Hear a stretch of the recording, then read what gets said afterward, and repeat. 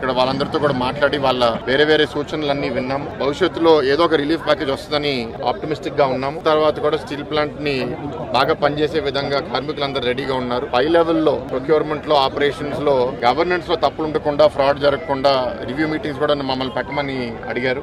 తప్పకుండా కుదిరినంత వరకు మేము కూడా రివ్యూ మీటింగ్స్ లో పార్టిసిపేట్ చేసి స్టీల్ ప్లాంట్ సక్రమంగా వచ్చేటట్టు, దాని తర్వాత మిగతా కొన్ని పాయింట్స్ స్ట్రాటజిక్ గా ఎన్ని చిన్న పాయింట్స్ చెప్పారు.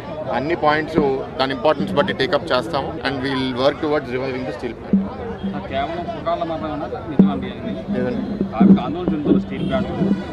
అంటే వాళ్ళు ఏంటంటే 2 ఫర్నెస్ల నుంచి ఇప్పుడు ఒక ఫర్నెస్కి వచ్చినప్పుడు ఏ డైరెక్షన్ లో వెళ్తుందని ఆందోళన పిలవడంలో తప్పులేదు. కానీ కేంద్రంలో మంత్రులు మాకు ఇచ్చే అష్యూరెన్స్ బట్టి మాకేంటంటే తప్పకుండా నమ్మకం వస్తుంది. ఎందుకంటే స్టీల్ ప్లాంట్ తాలూకా మినిస్టర్, స్టీల్ మినిస్టర్ గారు ఇది ఛాలెంజ్ గా తీసుకుని రివైవ్ చేయాలనే తపనలో డే 1 నుంచి ఉన్నారు. అదే కమిట్మెంట్ తో వచ్చారు. మొన్న మాట్లాడినప్పుడు కూడా అదే చెప్పారు. కాబట్టి మీరు ఏదో సపోర్ట్ ఇస్తాను అని అంటున్నారు, మళ్ళీ అంటున్నారు. వచ్చిన తర్వాత మీరు ప్రొడక్షన్ తీసి చూపించాలంటున్నారు. దానికి అనుగుణంగానే ఇక్కడ మెసేజ్ కూడా వీళ్ళందరికీ ఇవ్వడం.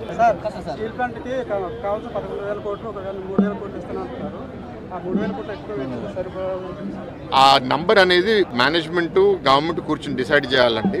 మనం రాసుకుని ఏదన్నా కావాలని అడగచ్చు. అది మనం పక్కగా బ్యాకప్ చేసుకుని చూపించాలి. అది వీళ్ళు చూపిస్తారు. దాని తర్వాత కేంద్ర మంత్రి కూడా దాన్ని ఇవాల్యుయేట్ చేసి డిసిషన్ వస్తారు. దాన్ని బట్టి ముందుకు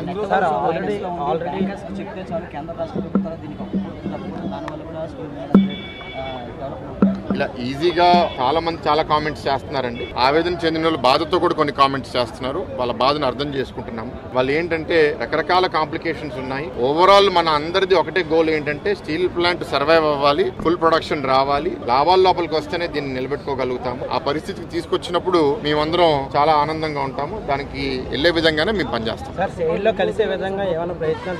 అదండి ఫస్ట్ అసలు స్టీల్ ప్లాంట్ మనం ఏంటంటే కాలు మీద నిలబడిన తర్వాత మనం స్టీల్ లో మర్జ్ చేయమని డిమాండ్ చేయబోతున్నాం. ఇవాళ మన స్టీల్ ప్లాంట్ ఫస్ట్ అసలు ఒక స్థాయికి రావాలి. ఎందుకంటే ఇప్పుడు సేల్ లో మర్జ్ చేయాలంటే సేల్ కూడా దీన్ని నడిపే పరిస్థితిలో ఉండాలి కదా. సో ఎవరికైనా సేల్ కైనా మనకైనా ఆర్థిక సపోర్ట్ ఫస్ట్ కావాలి. ఆర్థిక సపోర్ట్ తర్వాత merger will also be taken up.